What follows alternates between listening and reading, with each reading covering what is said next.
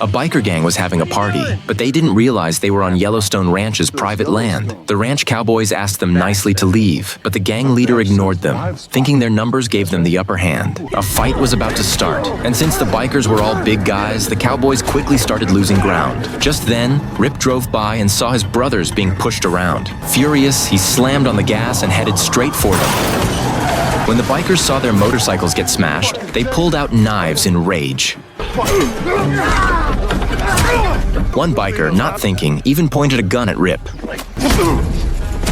Rip calmly asked a nearby biker woman who their leader was. When she told him it was David, Rip marched up, grabbed David by the collar, and lifted him up. I'm gonna give you one last chance. You leave now, or you'll never leave. I'll bury you where you fucking stand. The bikers might have been tough, but they weren't ready for someone like Rip. Still, they weren't about to let the matter slide. That night, the biker gang came back under the cover of darkness. This time, they brought gasoline, ready to burn down the entire ranch. But before they could do anything, a man stepped out of the shadows. It was John, the owner of Yellowstone Ranch. David, the gang leader, looked at the old man and told him straight up that he was there to start a fire, and he'd burn him too. But John stayed calm and said, This field's mine.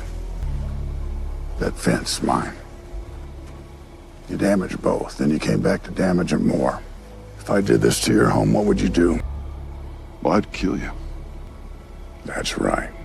Right after he spoke, floodlights lit up the area. Rip appeared with a group of men, all armed with submachine guns surrounding the gang. John tossed a pile of shovels on the ground. He had already warned them that if they didn't leave, he'd bury them right there. The Yellowstone men weren't bluffing. David lost his nerve immediately. Fine, we'll leave.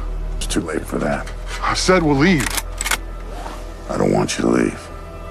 Each gang member was forced to dig his own grave. They dug until sunrise. Finally, John told them to stop. At that moment, David broke down and begged for his life, saying he had a wife and kids. But John, the owner of the biggest private ranch in America, didn't have time for people like them. This was just the beginning of the story of the Yellowstone Ranch.